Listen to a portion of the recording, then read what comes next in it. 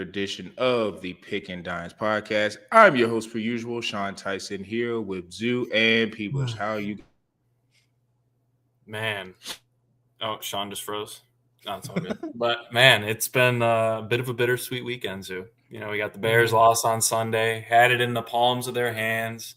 Yep. They lost it. But we gave away the Bears so the Hoosiers could win the national championship. The juice was worth the squeeze, man. I'll say that. 16-0. Signetti with arguably the best sports turnaround in obviously my lifetime, and I think a lot of people would agree. And going back 50 plus years, when you're talking about almost any sport turning around in 2 years from worst to best and perfect. Not many teams can claim that. I hate the thing. It's like, oh, I've never had a 16-0 team. It's like, come on, man. It's only been 2 years where that could have even happened with this new playoff format. Stop comparing them to the LSU team. But this was a hell of a job by Signetti, his whole staff. The guys buying in, man. I mean, I was watching the game with my dad last night, and we were like, I've never seen such a good tackling team. I mean, Malachi Toney, he ended up having a huge game yards after catch for Miami, and everyone expected him to. He was the best. He's probably the most athletic player on the field last night. But he wasn't, other than that 141-yarder towards the end of the game, he wasn't breaking any huge plays. And a lot of it had to do with the tackling. They gave up two big plays, the touchdown run and then that yak play by Toney, I believe, on their drive that put them within 3 at 24-21 in the fourth quarter. So shout out Mendoza, man. Hell of a ballsy call by Signetti on that 4th and 5 and a draw at that up the middle. Yeah, man. Unbelievable. And Mendoza, I don't know if you guys saw this, but he got wrecked by that safety in Miami safety when he was at Cal last year on a draw. He clocked him and almost knocked him out. But that's the guy that he ran over to then dive into the end zone. So it came full circle, not only for that play, but also the fact that he was declined a walk-on offer when he went to high school to his parents, both of his parents' alma mater in the University of Miami. So shout out Mendoza. He had his Heisman moment after he won the Heisman, which you don't see that often, but unbelievable season. I'll never forget it. Unbelievable. Indiana Hoosiers football is the world. They are at the pinnacle of college football. Everybody that follows college sports, college football, they're in awe, man. Like this is unimaginable. Like I couldn't even dream this in my lifetime that Indiana Hoosiers college. Because we look back at a couple of years ago, they were winning 3-4 games. Like this is a joke of a college football franchise where they're just known for losing. In the first year of Signetti, no one really believed. Like he was talking a lot. Like he looks old interviews. Like he's like, Google me. Like he dropped a Google me as like that is some arrogance. That is some confidence where he's like, I'm a winner wherever I go. And first year he only had 2 losses. It was extremely competitive, and he follows that up with an undefeated season with a bunch of non-5-star recruits. And Mendoza now probably be he might be the number 1 pick coming into the yeah, he is. I hate that, but I love him, but I don't agree with that. But if you need a quarterback, you take a shot at a quarterback. There's a lot of QB desperate teams out there, but it's a phenomenal story. Like you got Mark Cuban donating millions of dollars for an NIL. Like NIL really is changing the landscape for college football. Where man, you need the funds to get these guys to switch over schools to you, but they have developed a culture where, wow, people go there, people go into the system.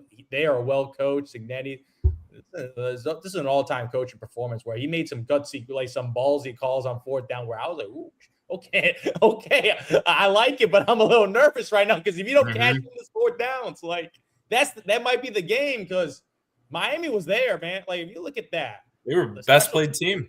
Yeah, they were playing really, really well, and they got a couple of breaks with the special team touch with the block punt for the touchdown. So they had a lot of plays that went their way, but they were able to finish the job. The 16-0 undefeated season. It would have been such a shame where they were at a pinnacle, like right there at history, and missing it against a Miami Hurricanes team where people didn't even think they should have made like the playoff bracket. They were the 10th seed, like. A lot of people had Notre Dame, so they weren't even they were even a lock, Miami. So I got to give them a lot of credit because on the other side, they got some really, really good players. This Fletcher guy, ooh, he looks like a real man over there. And Iman Tony, like, he's a freak athlete on the other side. On the other side, I'm like, might have a couple of NFL pros on the other side. And even like Beck, he actually looked kind of good too. Like, obviously he had the pick, but he played relatively well against an Indiana Hoosiers defense that's unbelievable. Unbelievable. Let's put it this way, Zoo, real quick. The margin of victory for that 2019 LSU team that dropped, I swear to God, 45 a game versus the Indiana Hoosiers, who were not as prolific offensively. The Hoosiers still had a wider margin of victory than that 2019 LSU team by about 4 points. And that just it's the defense, man. And they came up big at the end of the game. Exactly. And the last guy I got to shout out is Charlie Becker back. Oh my! Like I never heard of this dude, but every time I watch, he never drops the football. The fade route, like, it's not even a perfect pass, but in those 4th down plays where you need to get a first down, he's their go-to guy. Where a couple of the receivers, I saw some drops finally. I saw some drops relative to last week they played, but this Becker guy, he came in extremely clutch. He's like 6'3", 6'4". Like he's a big receiver out there, and he has really, really good hands. And he looks very agile. Like that guy has really, really impressed me. And without him, I don't think they could have got it done because he came up extremely clutch in some big moments. So yeah, it was a sight to see the Hoosiers race the national championship. I can't believe it. That's absurd. I believed in you guys, man. I had to put some money on you guys in the future, and I believed in you guys. Yes, sir. Of the performance, and thanks for cashing it in because a couple of my other teams didn't cash it in. But shout out the Hoosiers for getting the big one. Unbelievable. It just kind of was inevitable. I mean, throughout the game, if you watched it, it was a lot of ebbs and flows just in terms of with the first half, especially. It just felt like teams were filling each other out, and it didn't feel like either team had like a firm grasp. I did feel like though, when Miami had that, I can't remember what quarter it was. Might have been the first half. But when they got down to Indiana territory and they had to kick a field goal, and I think it was right before the half, and it went off the crossbar. I was like, because it's like it's not even about the points. It's about the momentum because Indiana was getting the ball in the second half. Now, I don't think Indiana did anything when they started the second half. But the thing is, I think if was watching the game and was like being, efficient on like not being impartial, you were looking at it like, hey, Miami's controlling the line of scrimmage. They're doing what they kind of want to do. Their 2 defensive ends are NFL guys. Like Ruben Bain is legitimately probably going to be a top 5 pick. Like I know he's a tweener, but dude, his twitch just like because I was singling him also too. Like I have like the Sky Cam thing, and I was like going back and forth, and I was looking like his twitch to be D tackle size is pretty elite. Like people keep wanting to put him inside, which I get because he would be ungodly probably. But I think he could live on the end as like a strong side defensive end and be really, really good, like as another pass rushing threat. So, just watching how both of the ends were moving and Indiana's tackle still be on the hold up. And obviously towards the end of the game when, like, I think people, as you mentioned, just that draw play, not even just Mendoza's effort, it's the guts to even call that. Because even in that scenario, so many things could go wrong in terms of like going up the middle with that hellacious defense. Mendoza could get hurt, fumble. It's just a lot could go wrong. So if anything, having the, just foresight of being like, I think somebody had said on a pod I was listening to today, like they've run that draw play before, but they blocked it on that play differently. Like the scheme was set up. I guess there's 2 different ways you could run the same draw play, and they blocked it differently. And that's why Mendoza was able to get through. And it was just a crazy effort too. The cutback was great. And he jumped over. And that kind of solidified too. Like he's going to get a lot of like whatever 6'5", 220, prototypical quarterback comparison he's going to get, but he's fleet of foot. Like, again, he's not running to the corner and beating your linebacker, your modern day linebacker, but like on a surprise play, like a draw or like a broken play, like he can maybe get outside the pocket. Like I've seen lazy comparisons with him talking about Jared Goff, and I just think he dwarfs him as an athlete. Like, I don't even think it's particularly close, like in terms of athlete to athlete with Jared Goff and him. I think like, he's a Kirk Cousins. Functional. I think he's a functional athlete. Yeah. Which means like he can avoid a sack, but he's not running for 20 yards. But I just think, he's going to be the number 1 pick because, I mean, who else do you have? I mean, you don't have a lot of options. And we know how it goes with quarterbacks. He's just going to get boosted up there. And, his leadership skills, and more than likely it's going to be Vegas unless somebody trades up. But we'll see. Like Tom Brady being there, maybe that being he was there. I was just going to say. Yeah, I think that would be a really good influence for Fernando, and maybe he sees himself in him. I don't know. But yeah, again, salute to the Hoosiers. Like I said, the alumni base is massive. If you're watching it on TV, it was just a sea of crimson. And I'm pretty sure if you're a Miami fan, you probably was flipping those tickets because there was a couple of Indiana alumni that was probably ready to pay that up. So you probably made a pretty penny if you had some good tickets. But absolutely, yeah, like you said, this stuff to me feels like it's sustainable as long as Kurt Cinetti stays there, which I think he will. And with the money backing that you got now, it's going to be interesting to see how next year goes with, do I think they're going to go 16-0 again? No, but being in the hunt. Because to me now it's all about like staying in the hunt. And a lot of these teams like the Ohio State, Michigan's now like Michigan that's got Kyle Whittingham as their new coach. The traditional blue bloods that are Oregon is kind of a new blood, but they're in the Big Ten now. A lot of those teams, it's just about, hey, can you only sustain like maybe 2 to 3 losses so you can get into the hunt of getting into the playoffs? Because then once that happens and you're a perennial playoff team, anything can happen. So, like I said, salute to the Hoosiers. It is an incredible story. It is the biggest and greatest turnaround in college football history, just considering where Indiana football, like I saw a stat where it's like Indiana and Wake Forest were like the 2 worst college football teams of like the modern century, which is insane. If you think about just how long college football has been going on, that a guy came in and turned the program around like that. Like, and to me, that if you're any Big Ten like team outside of maybe Rutgers, you should be looking at Indiana like, well, I mean, Indiana's got the biggest fan base and the biggest alumni, but like we're down at like 10 or 12. Like we should, start knocking on doors, start shaking hands, like figure out some other stuff. Like who can we get to start donating money and get interest into the program? Because I think a lot of it now is some of these schools that are, and we're definitely getting the NFL, but some of these schools that are traditional basketball powers like Indiana's at the top heat traditionally. But like some of these schools in the Big Ten that are like flirting with, like they're a basketball school, with like Wisconsin, for instance. Yeah. Like they're a decent basketball school. And I don't know who their alumni is outside of like Big Cat. But it's like, bro, you could like start knocking on doors, see who's doing what. And, maybe you don't have like Mark Cuban, but you have a guy or two or a gal or two who could get you some money into the football program. And now you're competing at a high level because the base is so big. Like there's no small Big Ten school. So like you have a lot of options. So, again, it's been Indiana, Ohio State, Michigan. Like I'm down here in the South. Listen, I'm down here in the South and I've been very vocal. Indiana is what changed it. Like last year, I wasn't trying to hear none of that crap, but like, because it's Ohio State, Michigan, but like with Indiana doing what they did this year, it's like, you kind of just got to call a spade a spade. Like Colin Cowherd brought it up perfectly. It's like LSU's biggest like donor is like a injury consultant. It's like Indiana has Mark Cuban, Larry Ellison, what do you go, Michigan, Illinois, like it's different money.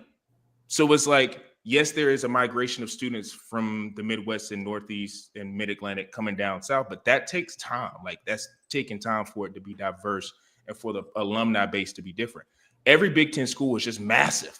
They're just massive schools. So the endowments are bigger. With that, and like you said, if there's no regulation coming in, that's the big point. Like if there's no regulation coming, it's gonna probably stay in the Big Ten for a pretty good while, especially with the amount of money backing. So like I said, shout out to the Hoosiers. It was pretty cool to watch. And I mean, obviously I don't have a bone in it, but I think 90% of people were rooting for Indiana because it's just the story. Of course, just the story. Anybody rooting for Miami was just kind of either a Miami fan or they weren't a cute story, man. They turned it from a cute story to a hell of a story. Yeah, that's true. They were a cute story last year. Yeah, they ain't cute story. I can't imagine being like in Bloomington when I was going. I bet the students were going insane. Dude, it looked like Wrigley when the Cubs won. That's literally the only comparison I can make. Yeah. I saw a bunch of videos of it. Yeah, they look crazy. They look like they was having a good time. But so shout out to the Hoosiers, now transitioning to the NFL. I don't know where you guys want to start. I was just because I was thinking about CJ and the Patriots. I guess I don't know if you guys what order you want to go in. Let's just do AFC. I want to start AFC. So we could start with CJ and Patriots. Peebush, what were your thoughts on that game? Obviously, CJ didn't have the greatest game, but what did you think about the Texans and the Patriots as a whole? Man, I'll say this, man, is like the Texans, they got the congratulations. You got a extra bonus for the players by getting a playoff win in Pittsburgh. That was all thanks to the defense, man. They scored half the points. I think Fairbairn probably had another 12 on top of that in that game or whatever. CJ Stroud, we talked about it. He had a horrible wild card game. I mean, I don't think he even lost half the fumbles that were forced on him, which he got lucky. Well, this one was all on him, man. This was his decision making. What, 4 interceptions, if I remember correctly? Yep. One passing touchdown early to Christian Kirk. But here's the thing, man. That defense is so damn good that if you take away that pick 6 or even like 1 or 2 of those picks by CJ Stroud, I think the Texans win that game on the road. Me too. And it's crazy because of how good, like Will Anderson, man. Like, I don't think I've seen a more dominant defensive end performance in a long time against not an all-pro, but a first-round pick talent in Will Campbell. And he was flipping to the other side, just abusing a line that protected Drake May the majority of the year. And I said this last week. He's finally seeing defenses that can get to him. And this is where I think, we could talk about Caleb later and what he needs to do better. Drake May needs to learn to kind of start throwing on the move a little bit more than being pocket, because when you're starting to play a not cupcake schedule like you had in the playoff or in the regular season, and you're playing against the Chargers pass rush, then you got the Texans, right? Now you're going to have the Broncos, and you might have the Seahawks in the Super Bowl. And he's getting sacked 5 times a game. So, he ended up making a couple great throws. That catch by Kayshon Boutte was unbelievable. That one-hander he had down the sideline. Arguably, you could say that was the difference in the game. I mean, if he doesn't score that, it's a 21-16 ball game. It's definitely well within the reach, but CJ Stroud probably wouldn't have gone down and driven the ball down the field, corners on the outside. But I saw one thing, Sean. I don't know if you saw this or Andy.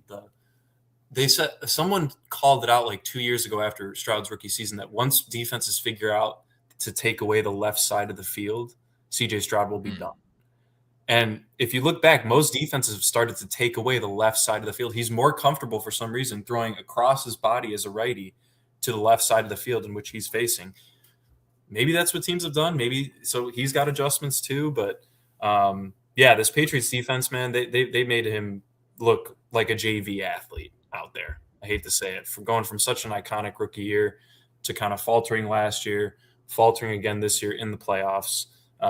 Very curious to see what the Texans do on the offensive side of the ball to hopefully improve maybe the O-line or something. But Patriots, man, they have a great team, very balanced. I have no bad things to say about it other than Drake May's got to do a little bit better at protecting himself from the pass rush.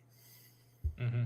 Absolutely, but I gotta mention this offense on the Houston Texans. I remember I've not impressed this offense all year in the regular season, and when I saw that Nico Collins was gonna miss this game, I was like, ooh, because that is their number one receiving threat. And as I mentioned, this rushing attack, nothing to write home about. No, Woody Marks, 14 carries, 17 rushing yards. Nick Chubb needs to retire. CJ Stroud was their most efficient runner, 2 carries for 11 yards and 5.5 yards a carry. So you're talking about 0 rushing attack. So they're not even a threat at all. You can play, you can't really do much. It's not a threat at all. So you're asking CJ Stroud to beat you, which was obviously shown because he had 47 passing attempts. 47 passing attempts without your receiver one against a Patriots team where the defense looking legit, and obviously you're playing against Drake May, who even he didn't have the best game. This guy still had 3 passing touchdowns. He has 100 passer rating. Well, CJ Stroud had a 28 passer rating. So just based on that, shout out to Drake May for this sophomore year from him. He just keeps collecting, because he's playing against some elite defenses right now where there's a reason he's fumbling.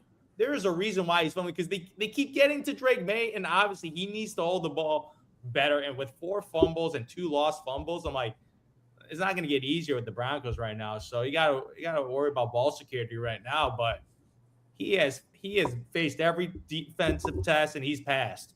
And now he's got an opportunity where, as a second-year guy, has the potential to make a Super Bowl in his second year, which is that is something special if you think about it. His second year, and you look at his team, it's not like he's loaded with immense talent from everywhere across the field. Like Ramondre Stevenson is the leading rusher. That's his best running back right now. Travion kind of took a roll back as Ramondre has taken over since he stopped fumbling the football as much. As you mentioned, Kayshon Boutte, that's his deep target right there. Kayshon Boutte, he had some big moments in the regular season, and obviously 3 receptions for 75 yards to come and deal with that big catch. And obviously Diggs and Douglas had that nice run in for the tutty too. So he's doing it with the cast of characters where I'm not too impressed with the weapons, but his team just keeps getting double-digit wins. Like, he got another double-digit win, 28-16. Like, it's not down to the wire. It's like pretty comfortable wins, even though it was a close game. But you win by 12 points in the playoffs. That is extremely, like, dropping 28 points on the Texans defense. That is a very impressive thing to do. So I got shout out to the Patriots because, my God, like when Nico, I remember when Nico out, I was kind of out because the offense, I was like, okay, I don't think they're going to score enough points, but Drake May still needed to get points on the board, and that's exactly what he did. Because 28 points is a lot more than I projected going into this game. Pick six was huge.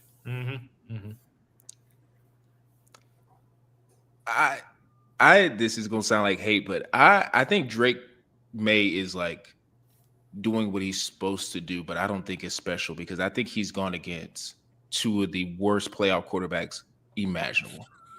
Like, and I can't even get mad at the Texans. Like, there's nothing you can say about the Texans defense where you're like, you know what, they could have did this. There's like, if you were to go into the locker room, and I know this doesn't happen in the NFL locker room, but it's just like if you were to go in the locker room and like you were to gander up and look at CJ Stroud trying to address the team, is like, buddy, we're already about to take a shower and get on the plane. Like the fact that he even put them in that position that many times was just like unbelievable. And it literally came to a point where after the game, because I love to do this like directly after for like at least 5 minutes, I just look at Reddit pages of like just the team and how they're going crazy. And the amount of stuff that I saw in regards to Davis Mills being the backup and them saying like, why did we, like, it was like 4 or 5 threads of just people talking about, hey, where the hell is Davis Mills? Why is he not in the game? Which when you first see it, it's like, what are you talking about?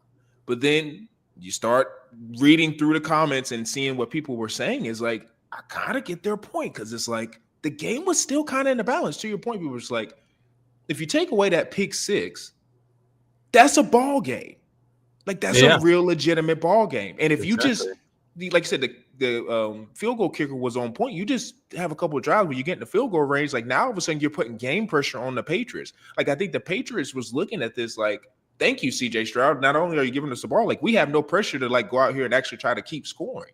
And it's not to take away again from Drake May saying he didn't do well. Like this is his first playoff and he's doing well, but he's been a beneficiary of some of the worst quarterback play ever. And part of that you could say is because of what the Patriots defense has done, which I, like I said before the pod, I was like, I think I kind of underrated their defense. Their defense is really good. And that goes into your point about them being a more well-balanced team. But I think Drake May's good, but I'm just not blown away because I think CJ just made it that much more difficult. Because I do believe if CJ only has 2 interceptions, they win that game. The Texans win. Well, like you take away the pick six and you take away one of the turnovers, I think they win the game comfortably. They forced 4 turnovers. It's and like crazy. Point, like Will Anderson's like that. Just every part of their defense is just A+, A+, A+.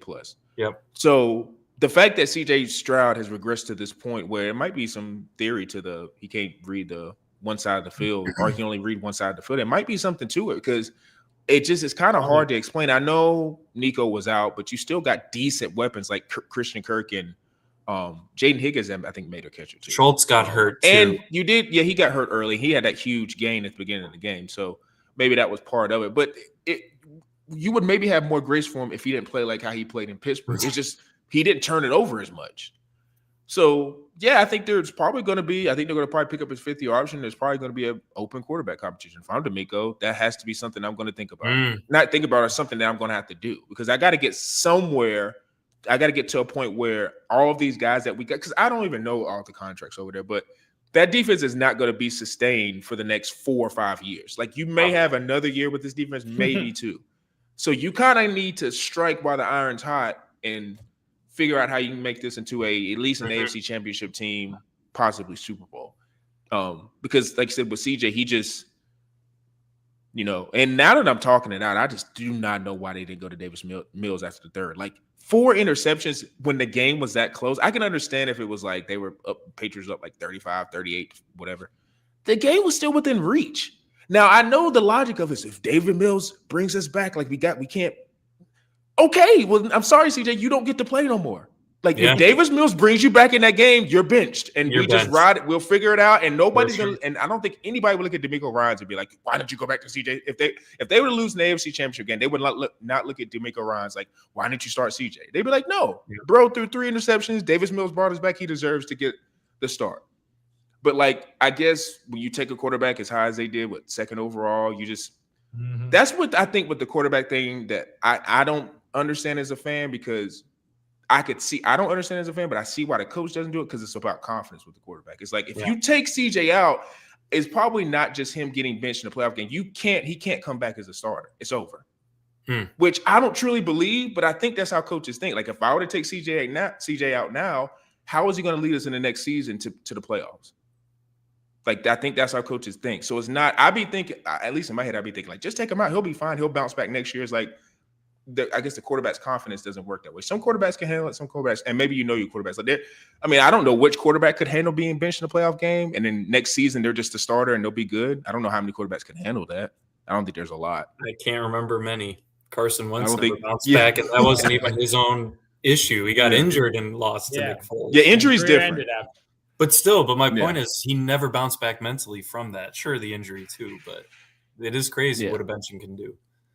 Yeah, so I don't know. And it's kind of even crazy. Like Bryce Young is starting to look like, oh, I guess the number 1 pick, it wasn't so bad, huh? Ironically, we didn't melt down. We didn't melt down. Funny, and I said this last week. I thought Davis Mills was the guy that brought this team back to life early on in the season, because Stroud's start, and then he started playing well, and we were all like, I think they literally just don't lose out, right, in the regular season. And they didn't. I don't know. And it's just – but they did. I mean – Pittsburgh, the Steelers defense is always no joke. And but in the playoffs, everybody's got a good defense. So I can't even give you that excuse. He just did not play well. Just didn't play well. And honestly, like they got a real hell of a decision. Like it has to be an open competition, because you can't waste that defense. That defense is just, shout out to D'Amico. Like I know him and Mike McDonald, they're starting to make me be on the not so fast on just hiring offensive guys. Like if you get the right defensive guy in there who like cares about his entire organization and will hire a witty offensive guy, like those might, because having that type of head coach, like the toughness part, it's just that matters in the NFL, being a tough-minded football team. They're just nasty, whatever. But transitioning to our, I guess, the last AFC team, Denver Broncos and the Buffalo Bills, just the amount of storylines that came out of this game, crazy. It's insane. Like it's just when you start just peeling, not even just from the Bills' perspective, but from Denver as well. So, Zoo, what was your, I guess, takes in what is it, 33-30, Denver Bronco win in overtime?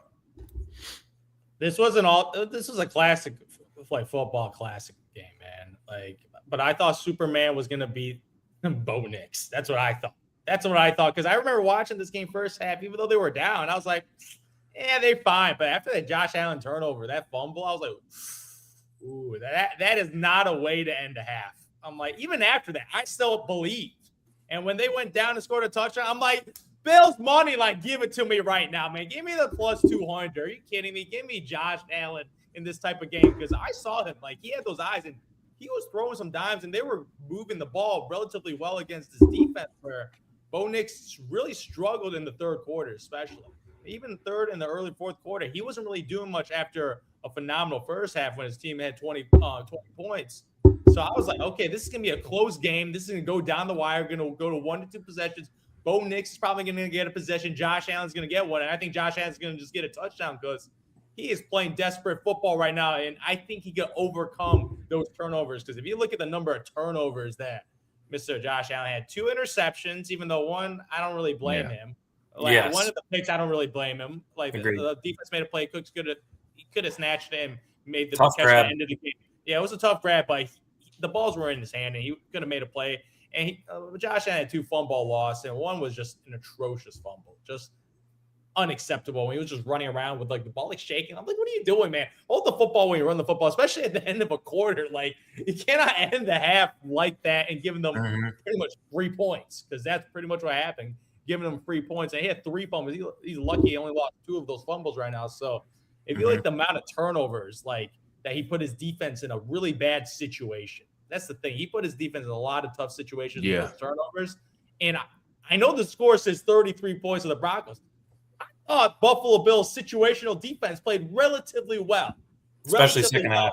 Yeah, exactly. Like I was like, they made some key stops. They gave Buffalo's offense opportunity after opportunity to get it done, and especially in those possessions where Josh Allen had a chance. And he got the opportunity to win this game, especially in overtime where he was given the golden opportunity when they were able to stop Bo Nix that first drive. When they got the ball first in overtime, Bo Nix screaming, 3 and out. And you're like, okay, all you need is a field goal, man. We don't even need a touchdown. I'm like, this is your defense was able to get a massive stop. And what do you do? What do you do, man? You just got to get it done there because that went for the big play. Could have took a touchdown. You didn't need a touchdown. You just need to move the ball slowly. The rushing attack was working. Like James Cook did a good game. We pointed this out last week. Like we need this guy to produce. And he averaged 5 yards a carry, 117 rushing yards on 24 carries. So he was dominating. Josh Allen also dominated the run game with 66 rushing yards on 5.5 yards per carry. So the rushing game was working phenomenally. So you're in a situation where you got Matt Prater in field goals. That guy is deadly as a field goal kicker. That guy is a phenomenal kicker where he hit the field goal to force overtime. So you're looking at a situation where, oh my God, the rushing game is going, and even the passing game. We see Dalton Kincaid make some big plays, man. He had 6 targets. Finally. That just for 83 yards. He's fine. Showed up. He's finally healthy. He absolutely had a phenomenal game. Like I cannot rave more about Khalil Shakir because he's one of the most. He's just not a sexy name, Khalil Shakir. No. But all this guy does is catch balls and produces. He got another 75 yards. In the so playoffs, you're looking at his offense, like even Ray Davis, he had that clutch first down where he just boomed it. Like all his skilled guys showed. Even Keon Coleman had a great game where he got that touchdown. Had a crazy play to get into the end zone. It was And I also forgot Miko Hardman got that little play call for him to get a little tutty. So I was just like, all his skilled guys delivered. His rushing game delivered. His defense gave him timely stops where, okay, let's go get a field goal. Let's go get it. You're in a situation where you could win this game right now. And obviously, Brandon Cooks, that was a controversial call, but Brandon Cooks. It was a pick.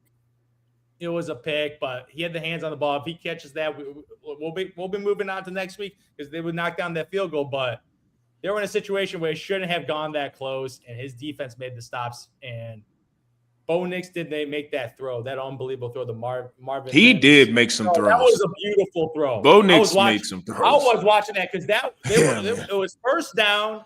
They were down with less than 2 minutes left, so they were in a 2-minute drill. They got to make some plays, and Bo Nix is first down. Let me just go for that touch. And that was an unbelievable throw. That was unbelievable. It was a perfect throw.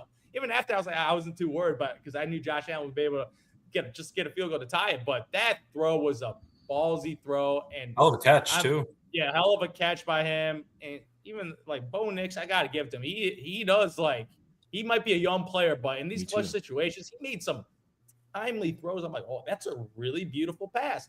It's such a shame that he his ankle broke, so he. Especially the play he got hurt on. It was a little rushing. Game was kind of over already. That was just so it really sucks if you're a Broncos fan because they legitimately had a chance to win a Super Bowl, and if you win with a backup quarterback, then Sean Payton, man, Nick Foles 2.0. If he pulls a Philadelphia Eagles with a Nick Folk and wins it all the props to him. But I think that's be extremely difficult because Bo Nix played extremely well. He had a higher QBR than Josh Allen. He had 3 touchdowns to only 1 interception. Passer rating was about the same, and Bo Nix had a little rushing in there too. They really need him to run with the football because, as I mentioned, his skilled position, like R.J. Harvey, 20 rushing yards, Jaleel McLaughlin. He had that one catch, I think, in overtime. Yeah, he was more effective in the receiving game than the rushing game. In the rushing game, the other side of the field dominated while Bo Nix didn't really have anyone to rush the football. And his number one receiver was Marvin Mims with 93 yards. Cortland Sutton had a couple of great catches, but a couple of bad drops too. So, it wasn't like his players were completely balling out for him either. So, what the Denver Broncos pulled off, phenomenal. They were 14-3, and I thought I was like, okay, Buffalo Bills, let's take care of business against Bo Nix. But the better team won, which is a crazy thing to say because God, but it was there for them. Like it was there. It was right there for them because while we saw the back and forth in the fourth quarter, that was an all-time. That was a high. great I was game. Like, oh my God. We knew it too. Amazing. It was an amazing ending. We all pointed out what the two best games are going to be this week, and they lived up to it. Right? It wasn't even close. And this one was, I mean, it came down to 5 turnovers for the Bills, 1 for the Broncos. That's the game. And the fact that it was only a 3-point game in overtime with that differential in turnovers is crazy, and that just shows you how good Josh Allen and James Cook are as a tandem. I know when we were texting about it too, I said Josh Allen kind of choked. I know he ended up coming back and being Superman in the beginning, but man, you take away any one of those plays, you take away the fumble at the end of the half, and I know you already lauded him for it. The fact that that 3 points right there, you're talking about, instead of the Broncos going or you having to tie the game at the end and kick that field goal by Matt Prater to force OT, you could have been going for the win. And he did show, and he knew it. Look, at the end in the press conference, he felt like he let the team, the city, the organization, everybody down. And I hate to say it, but he did. And it's sad because this was his opportunity. And the team, that's the problem. But here's the thing. I think we do put a lot of weight on Josh Allen as an individual. This is the least individual sport that you can have. It's the NFL. It is the NFL. College football is the same way too. You can have team sport for sure. You can have the most talented quarterback in the world. You could argue a guy like Caleb Williams or a Lamar Jackson or Josh Allen, even Patrick Mahomes. Trevor Lawrence. Trevor Lawrence. There you go. Another one. That was a joke. That was a Kyler joke. Murray. No, I'm just kidding. No. But they all need I don't want to say all pro level players, but you need to have at least one on your team. And he had James Cook this year, which was huge. Yeah. But he didn't. I just feel like they never developed the passing game. I think that's just the thing in general. Like, they don't have the name, I get it, but they don't have like a good scheme other than, all right, we're just going to throw a screen pass to Khalil Shakir and he's going to get 7-8 yards. We're going to do that 10 times a game, right? We're going to do that 10 times a game and it's going to move us down the field. Kincaid will get 1 or 2. It is what it is. So they got to do some retooling. I know we're going to talk about the Bills a little bit later on. But it's tough, man. But I do got to shout out Bo Nix. I'm a Bo Nix dynasty guy. I don't fully believe in him. I have him and Trevor Lawrence, ironically, on my dynasty team, locked up for a while. But this was a hell of a performance, man, for his first playoff. Or technically, he played the one last year, but first really big playoff game with some expectations as the number 1 seed. Last year, he was kind of playing with house money. And for it to end on the note that it did, like you guys mentioned, is tough. I did read, and I wanted to show this. Or shout this out. Apparently, he's still questionable for the game. They might just pump him little Aaron Rodgers, style at halftime and just throw him out there because it is a winnable game against the Patriots, in my opinion, if he can fight through it. But I'll make my AFC pick right now. I'm going to have the Patriots moving on. Yeah, I mean, I don't know how bad. I know it said broken ankle or broken bones in his ankle, because I don't know if it's a broken ankle. That's what they said. I think if it's broken bones, because I may have read it wrong, but if it's broken bones, like, it could possibly be like I don't want to say he's T.O., where he just figured it out and his leg was broken, and then because T.O. was a one-of-one athlete, but maybe they could be doing that as like gamesmanship, and also like if they do get to the Super Bowl miraculously, then maybe he has a chance to play in the Super Bowl, which would be, because I think there's like 2 weeks in between. So maybe they do some stuff in that scenario, but even still, like, it all would depend on how Stidham played. And I don't foresee, I don't know. I don't want to ever because I do think it's a thing of like just levels of like how your defense will respond, considering it's Jarrett Stidham as their quarterback. Like, they might just play out like at like a God tier level of defense just because they know they have to with Stidham. So that could be. And it's like you're on the road. Like, if that game was in New England, then yeah, of course. But like the fact that it's in Denver, who knows? But interesting. Yeah, I want to first come on and say, like, with Bo Nix, I got to be consistent, man. When I saw him coming out of Oregon, I was like, I mean, he was at Auburn. He was kind of just running around, and at the time, the SEC was the best conference. It's like he's middling around at Auburn. I just don't see it. I think he's a really big athlete who's got a nice arm, but I just don't see him being like developing into a quarterback who could make reads and do all that stuff. Then he went with Kenny Dillingham that 1 year in Oregon. They had some magic. He was really, really good, consistent. I think his completion percentage was really high. And it's like, okay. And then even still with Sean Payton taking him, it's like you would think if you're just a guy who watches college football and you saw him play and get better and also see that Sean Payton handpicked him, it's like that should be enough for you to be like, all right, I'm going to give him a chance or a clean slate to NFL. I was kind of like, I think he's okay. And even during his first couple of years, he, to me, was still like decent.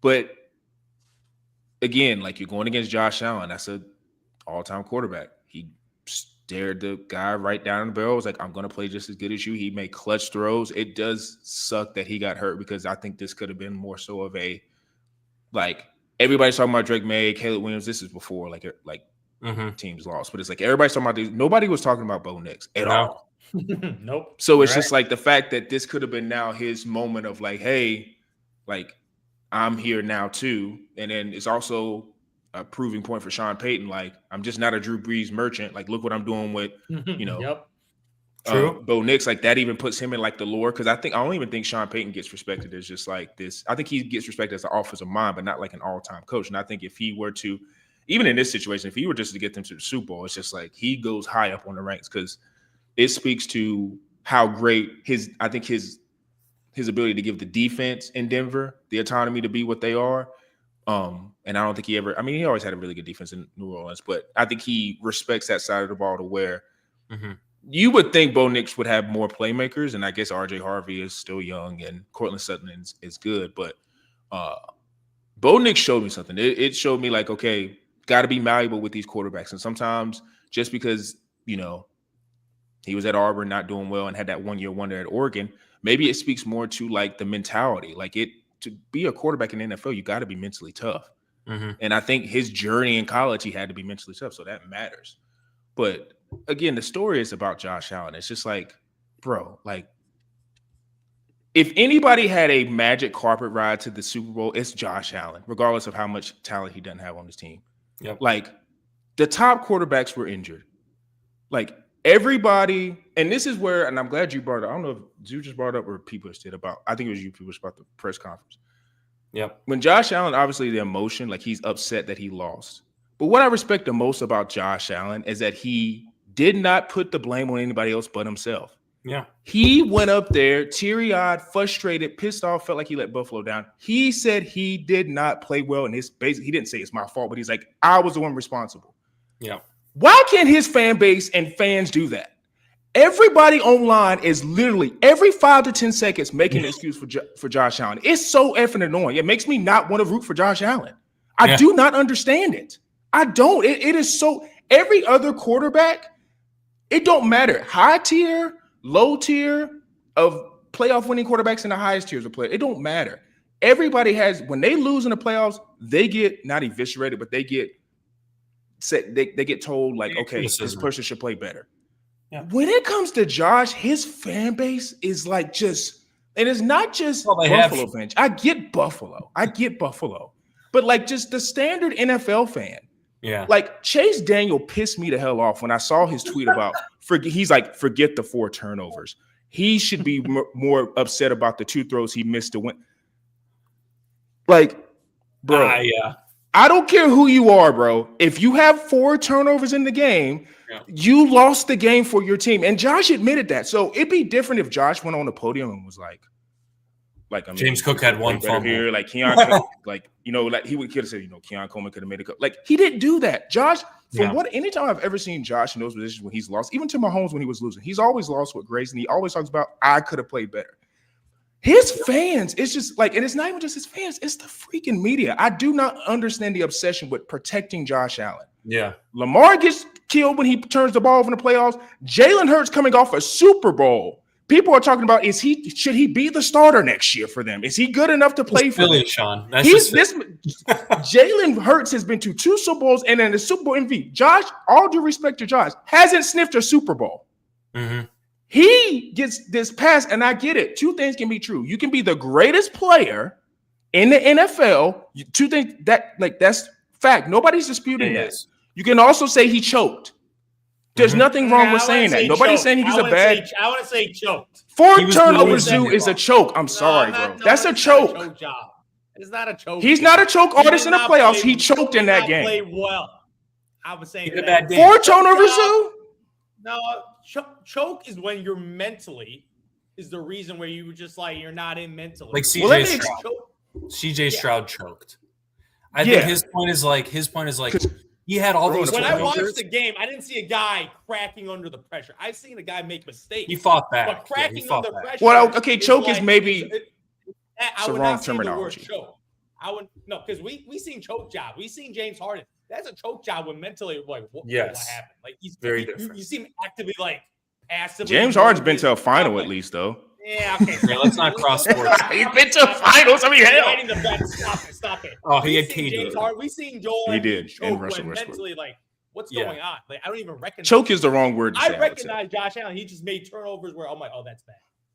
So I got to have a distinction between choke, He had a bad game. a choke job versus not playing. You don't think he choked when he fumbled the No. ball before the half? That's not a Holding it. choke. I think choke. That was Okay, a, choke. that was a low IQ play. I was like, what are you? And that's doing? as a quarterback who's been in the playoffs several times, who's not a rookie. You got to understand to put that two hands on the football and not be playing free ball. That's my point. I think part of Josh's maturation is stop trying to be the effing hero all the time. Game manage like your boy Mahomes. Learn how to game manage because That's everybody true. likes to applaud him for being a hero and look at him coming back and look at him fooling his team. Stop doing that. Because obviously, when you're doing that too much, you get the high risk with that and you get the high reward. And too many times in a playoff game, not the regular season, it's cool during the regular season doing that. But in a playoffs game, sometimes if you're like in that play when he's running around, yeah, you're trying to make the play, but they was not down 20 points. They was not down 10 points. Like all he had to do was understand the moment and score. And to me, yes, choke could maybe be, that's maybe the wrong terminology. But what else could I say? Should I say he's a low IQ player then? Because to me, he makes too He had a many low IQ mistakes game. where a low IQ game. Yes, but also too, Josh Allen plays very well in these wild card games. But when you go further on into the playoffs, he does not play as well. So I think what happens with Josh is, I think the problem is people want it so badly for him because they love his talent. Yeah. They want it so expect badly that. for him more than any other and I'm not disputing the talent. Like everybody, even I recognize he is the greatest, even with Mahomes healthy. He's a better player than Mahomes. Mm-hmm. But also what we have to realize is if we're going to keep saying, it's just like, and I know people just made a perfect point about this is a team game. So it's hard to make comparison to like the NBA. Yeah. But like Very different. you can't get the perks of being every 5 seconds I get on Twitter, Instagram that this is the greatest player ever. This is the greatest. He is the greatest player ever. And he keeps coming up short. And in this instance, it was his fault. And I seriously am kind of getting sick of too with Josh hearing he doesn't have talent. What made him the player he was when he had Stephon Diggs. And perfect example of that is look what Stephon Diggs did for Drake May. He had the Stephon Diggs during his maturation process. Yeah. Is becoming Josh Allen. He had Stephon Diggs for all those years to Stephon's make him who he fine. was. And then once they were comfortable with him being the great quarterback he is today, they got rid of Diggs. Same thing Drake May's going through right now. Drake may be the first one to tell you Stephon Diggs was making me a better quarterback. And Kayshon Boutte and other guys too, but it's Stephon Diggs because he knows how to run routes. Yeah. So when he had that guy, and then once he came into now, he's starting to come in and he's becoming the guy he is. Like you said, with all these quarterbacks, once you take the massive contract, it's harder to build around. Sorry. And it's not like, again, he did not have talent. James Cook's a top 3 back. His offensive line is one of the top offensive lines in the league. Top flight pass defense. Like there are other quarterbacks, like Jalen Hurts aside, there are other quarterbacks that don't have the talent that Josh Allen has had in terms of weapons and get eviscerated. And people act like it's just like a Lamar discussion. No, it's Jalen Hurts too. It's Joe Burrow, even though he's been hurt. It's Trevor Lawrence. It's these other guys who obviously are not as good as Josh Allen. They're not as good as Josh Allen, but like, let's not bring up Trevor Lawrence. He's the okay, only but one. I'm just saying, Trevor Josh Allen, Lawrence, like you please. said, he played well in that game. I'm just saying, I'm sick of the excuse making for Josh Allen. I'm just sick of it. I don't want to hear it no more. And to be honest, he should not be still looked at as like, oh, he's just miles better than. Yes, individually as a talent, yes. But at some point, he has to start getting to the Super Bowl how we talk about him. It can't just be like next year. I don't want to hear this Super Bowl because like you said, it'd be different if he had like 2 turnovers. He had 4 turnovers. He lost them the game. It's his problem. And it's Outside of because the he Brandon wants to Cooks be one. the hero. So I don't have no more excuses for Josh Allen. I'm not going to sit there and just keep making and check because he's just individually talented. Like, no, you're going to get this Lamar smoke. You're going to get this Jalen Hurts smoke. You lost and it was your fault. Yeah. And I don't want to hear excuses about it. That's the only thing that bothers me. But the media at large they just want. It's like a Make-A-Wish kid. Literally, we want it so bad for Josh. We want him to make it. We want him to win. It's like, bro, like he lost the game. He'll be okay. And that's why it's not even an attack on Josh. It's more about his fans because I respect that Josh went up there pissed off, crying, and said it was his fault. He took accountability. I have no problems with Josh. It's his fans that annoy the hell out of It's more. It's just the media. It's just the media. Yeah, it's just like dude, guys, it's okay. Darlings. They do it in the NBA too. They do it in every sport. But Josh Allen gets it particularly. It's because Joe Burrow don't even get that. Joe Burrow don't get that. Joe Burrow can't make the playoffs. Like, Mahomes does. Well, he's hurt too, but still. Mahomes gets it because he earned it. Exactly. He's earned it. Argue, Zoo, you might and beat Josh. You're the biggest Chiefs fan on this podcast, but that team that he won with, after Tyreek Hill? Mm-hmm. Yeah, the offense isn't that good. I think it was probably worse than the Bills this year because James Cook makes the difference. That's it. But it is close. But I'd still say I the think Bills it's a little different because that was more of a defensive team, right? Correct. And you know what? And this is the last one. Offensive-led team. It was more that defense for the Chiefs was the lead. So yeah, that's true. This is the last point. It's a very different team. It's a very different style team. Very different. Mahomes manages better than Josh. That is Josh's next step. He needs this offseason to understand. Yes, he doesn't have as much talent, but in playoff games, it's better to like last year was literally. This is what I thought he was going to do towards when I was watching in the fourth quarter. I was like, okay, he's just going to stay in the water, and then attack officially in the overtime because I figured it was going to overtime. It's like how they played against last year against the Ravens. Josh Allen did absolutely nothing in that game. You know how he won it though? Because like Lamar was, like how he did this year, Lamar was pressing because Lamar's talent is not as good. And it was in the snow too, but like he was trying to do too much. He had 2 turnovers and it didn't happen. That's what Josh's new part of his game needs to be. It needs to be, you do not have to be the hero all the time. Yep. He still feels like he has to keep carrying the team. And maybe he'll get better weapons in his offseason with a new coach we'll talk about later. But it's just like, I'm just more disgusted with Josh Allen's fan base. It's just it was like irking my nerves. It's like Chase Daniel pissed me off. It's like, dude, shut up. All time rant right there. That might just, and I hate it because I like Josh Allen a lot. I love Josh Allen as a person. Josh Allen is a good guy. He's a great player. Yeah, you don't have to do this. And he would, if Josh Allen was on this podcast, he'd be like, yeah, he's right. Like I messed up. Like I'll be better next year. Like an extra possession in a playoff game, that's everything. Mm-hmm. That's everything. Where you don't have to be a hero. Goal attempt, like it was their word. but there is a hero.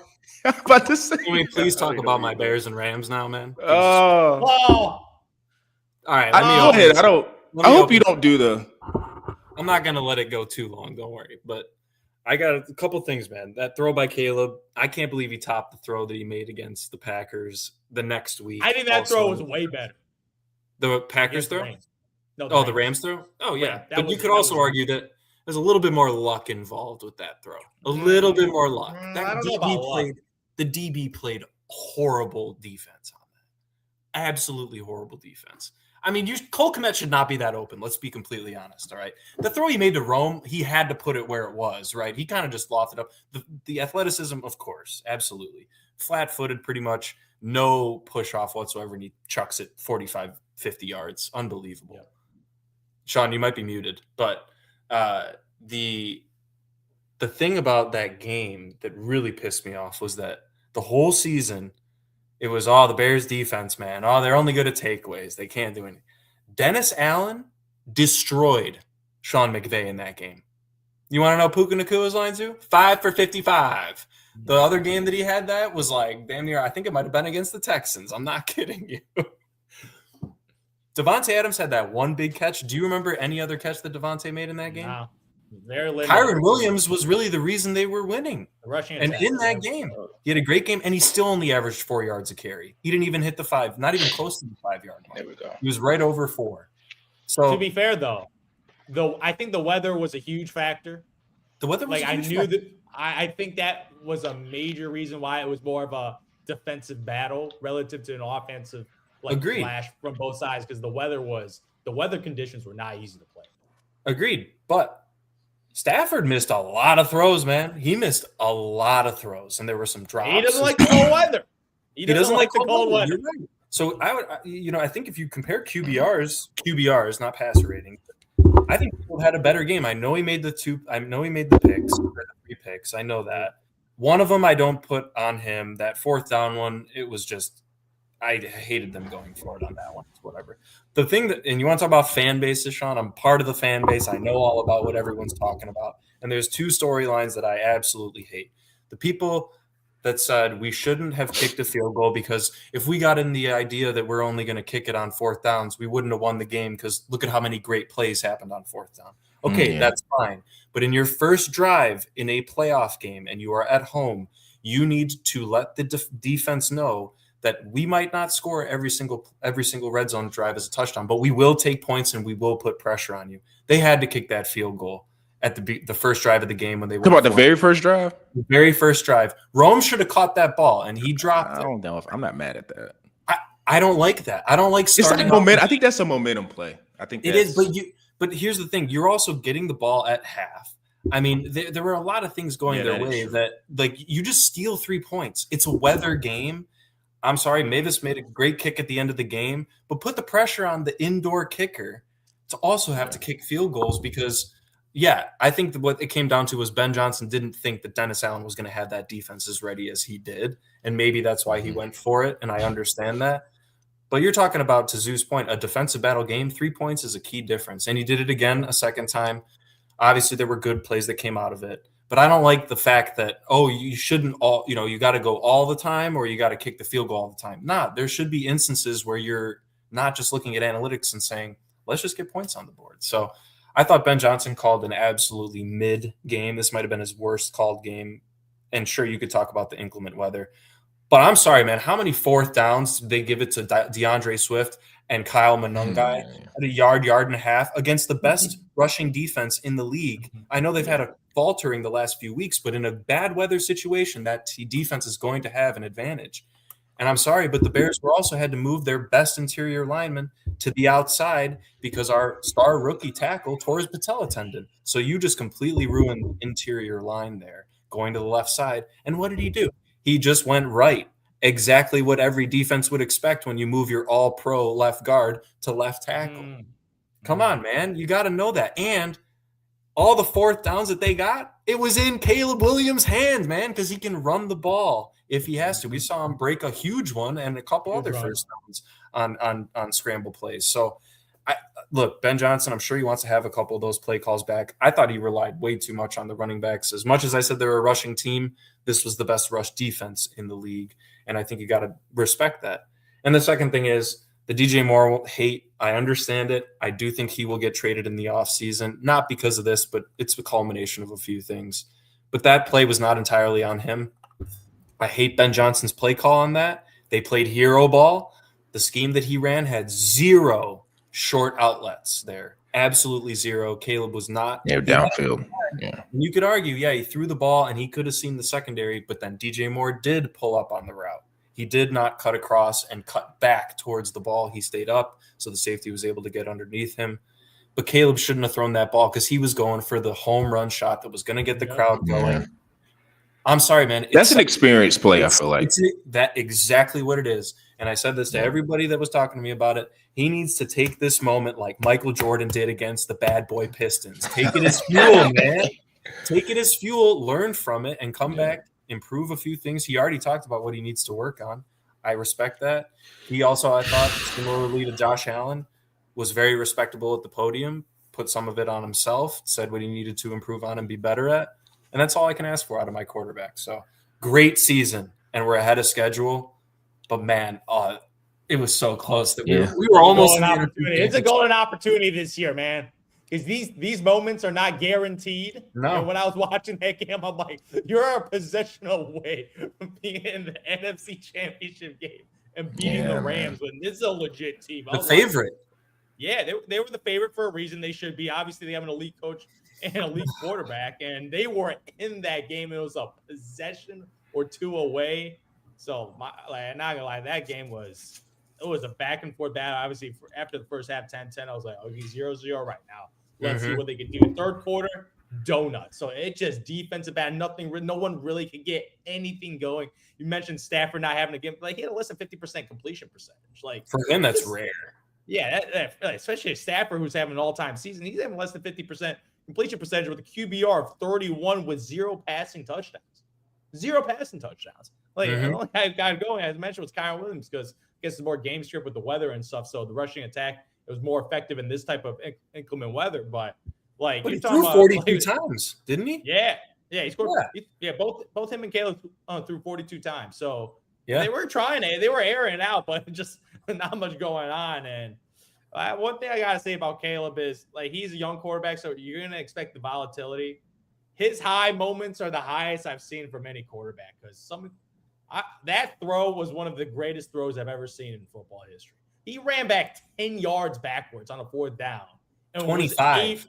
25 was 25 yards, and able to, like, who can make you can only name probably 2 to 3 players who can make that throw. The ability to run backwards 20 plus yards and throwing it that direction. I thought, I was like, oh, that was a beauty. Oh, that was a rainbow right to commit. I'm like, given an opportunity, I was like, wow. But in my mind, when I watched it live, I was like, go for 2. I know. Go for fucking 2 right now in this moment. Because I was just watching this game where, like, in this type of game where you got one possession and just go for 2 and just fucking win this game. Because overtime right now, like, it's a risk, man. Against a Stafford, a more experienced head coach, more experienced quarterback, when your team is significantly less experienced, like, let's just do it right now, because they had the momentum in that play. And Ben Johnson, your genius play call. Let's get one play to advance. I would have had a heart attack. Because I remember watching that game. I was like, in my mind, I was like, let's just go for 2 right now. Like, I was like, really shocked. They didn't really think about it. I was like,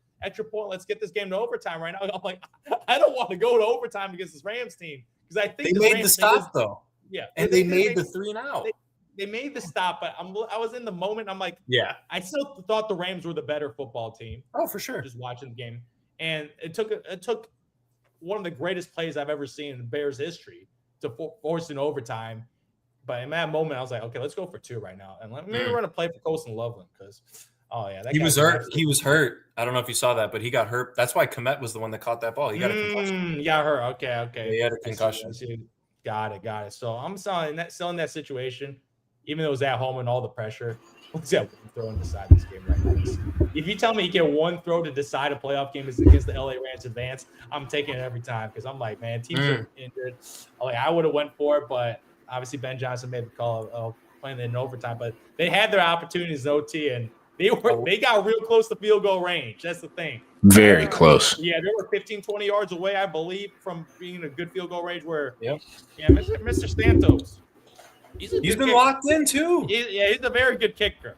Like I was saying, he only had one field goal attempt that game. I think it was a 48-yarder, so not a free field goal. But even in inclement weather, like, they got it 15, 20 yards. Like, they were in position to win. I was like, this is not happening right now. And obviously, the dream season ends like that. But shout out to the Chicago Bears having a phenomenal season, 11-6. Every single game was just like a movie. Cinema. Can't tell without ice, man. You're looking at the Packers, the game against the Packers, and the game against the Rams. It was cinema. It was cinema watching this team play. Yep.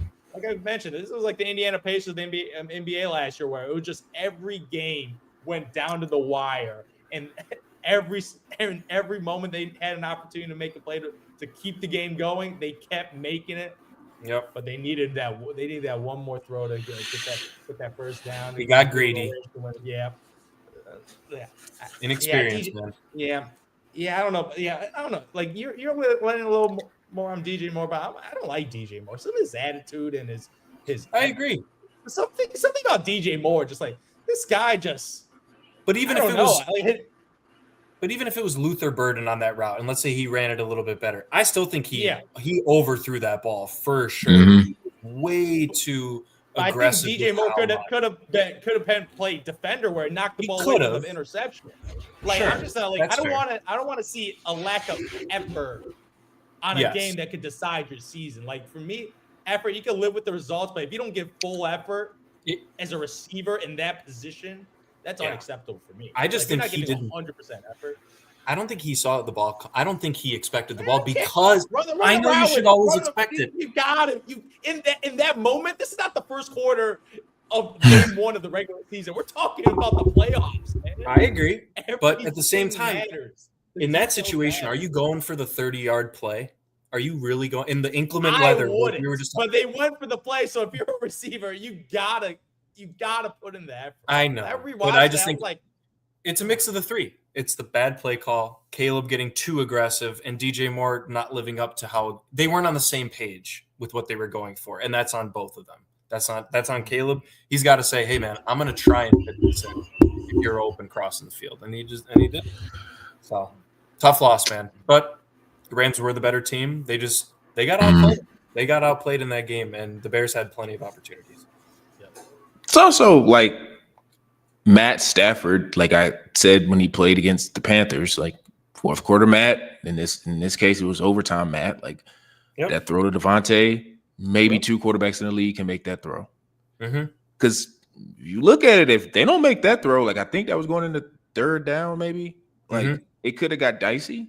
So the fact that he made that sideline throw, and obviously Devontae having the presence of mind to put 2 feet down, but again, it's just the Rams obviously were the better team, but it's weird to say that Caleb was the more talented quarterback, I felt like, because of just his running aspect and like his big play aspect. And like, obviously the play to get him in overtime was just insane, which I don't think you guys could hear me, but I still think the Packers throw was a little bit better just because I think the DB did not think, I don't think they thought Caleb could get the ball there. That's what that was. Like, because when, like I said, talking about earlier, probably before the pod, like my friend that had the Indiana Rams bet, like he was thinking, he kept saying, oh, it's rigged and whatever. And I was just like, I honestly think the DBs were just like, oh, he's going to maybe try to throw it just as hard as he can, like out of bounds. And the fact that it was coming that way and it just the trajectory of it, that's why the DBs would look like they were out of position, because I don't think they thought he could get it there, because he was running backwards and was basically a step below midfield and just like it just keeps strengthening my case with him having the strongest arm. Like he's just ridiculous. But I do think like, some could say, oh, this is like how Jaden went all the way to the NFC Championship game and then got, blasted by the Eagles. The only reason why I feel a little bit more confident with Caleb versus Jaden right now is because of just his head coach. I do think Ben Johnson is going to still be able to put him in the best position to be well. And honestly, it doesn't matter if you're the 2 seed, 3, 4, 5, 6, 7, whatever seed, as long as you're on the, I don't know, let's just say week 15, and you're still being talked about as like potentially a playoff team, or you're already like firmly in the playoffs, that's all you need. Like, I think him and Ben Johnson will be a 1-2 punch to where they're consistently probably going to be either a wild card or winning a division. And I think that's all you can ask for. Now, in terms of what you think your success will be in the playoffs, that's anybody's guess, because to Zoo's point, it's the reason why I felt like a golden opportunity is you really was only 15 yards from field goal range. And you would be in the NFC Championship game, and then it's anybody's game, because like we're about to talk in like 3 seconds about like, Sam Darnold and the Rams beat the heck out of the 49ers, but Sam Darnold looked like he just managed the game because he's hurt. So that you start just doing the math in your head, and what I was kind of secretly rooting for was like, I kind of want to see Drake May versus Caleb Williams in the Super Bowl. Like I was wanting to like root for that. Like once they got to the overtime, I was just like, that's the matchup I want now. Like that's what I want. That would have been a great matchup. Two-year quarterbacks, like just the storylines, everything with like Chicago and New England, like all of that. But obviously the Rams came out and Matt Stafford again proved why he's starting to slowly climb up that all-time ranking in terms of, all-time quarterbacks, and it's plays like that in overtime. And I know Puka Nacua is a cheat code. But even still, like that throw he made that basically shifted the game was the one to Devontae. Yeah. So it was a great game, great theater. Like I said, if I'm a Chicago Bears fan, I'm excited for the future. Yeah. Like you said, you can just keep building around probably the defense, lines of scrimmage, whatever you got to do to improve on, this. Because even next year, if you win 10, 11 games, I still think it's a great year, because you're more likely going to be in the playoffs if you do that. So the hardest schedule too in the league. And Caleb has a chance out of all of those guys because of just all of the spectacular plays. Like if we were talking about Jaden, and of course Nobody's forgetting Jaden's last year. Like, he got hurt this year, obviously, but Jaden's last year was pretty darn special too. But Caleb, I think, out of all those guys, and the reason why he's the number one pick is because of these type of moments.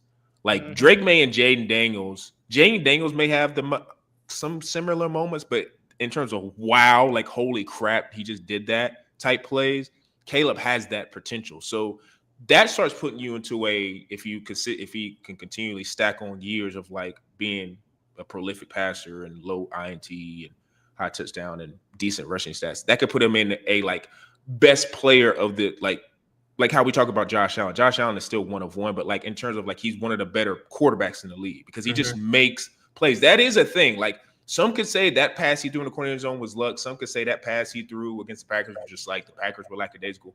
But I'm a big believer in if it keeps happening to you, that means you're doing something right. Like it's not like he just has one of these. He has multiple, even throughout the game. He'll have throws like, holy cow. Like, it'll just be like an out route or something, but he gets it there so fast. You think the DB had a chance to break. It's just he's getting the out route ball like as fast as he can to the sideline. It's just certain plays you'll be like, dang, that's like crazy.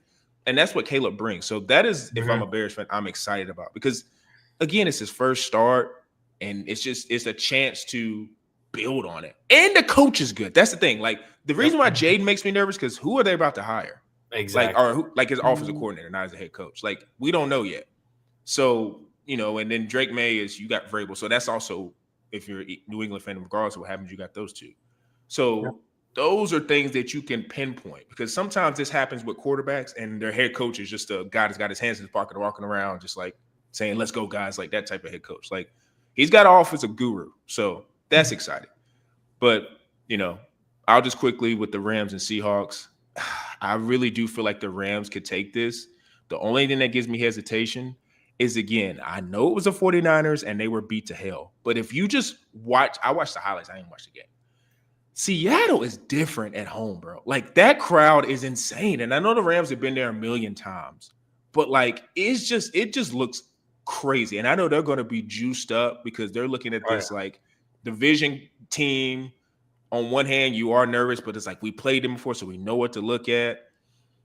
Defense is dirty. Mike McDonald's going to have some things for Matt Ryan company, maybe a plan for Puka. So as much as I like the Rams, I kind of just want to pick the Seahawks because I do think with a little bit of rest, Darnold will be good. But full disclosure, I am picking the Seahawks mainly because of JSN, the ability. I don't think the Rams have their corners can really cover I don't think anybody can cover JSN, but JSN I think can make light work of them. And I think Sam Darnold will be good enough. Do I think Sam Darnold, now you'll have me if this turns to a shootout because Matt Stafford's going to win that. But if they play in that muddy, weird 24-21 range and all Darnold has to do is maybe get one or two touchdowns, I think the Seahawks win because I think their defense is really good. And I think they're going to present their kicking game. Rams. Jason Myers is the beast. That as well. So I'm picking the Rams, but not Rams, but Seahawks, but slightly. I don't even know what the spread is on that, but minus 2.5 for Seattle. That's fair. That's a home field, just home field. Home. It's a pick 'em. Yeah, I agree with you, Sean. Seahawks. Really quick, man, on the Niners. It is sad because Shanahan has had so many opportunities with such great teams, great defenses. So banged up this year. Kittle. I don't know if he's going to play again, and if he does, to what level. He's a physical guy. That's how he defines his game. I don't know what he'll be willing or able to do. Christian McCaffrey only getting older with as many touches as he's already had in his career. You maybe got one more year of pure CMC if he can stay healthy.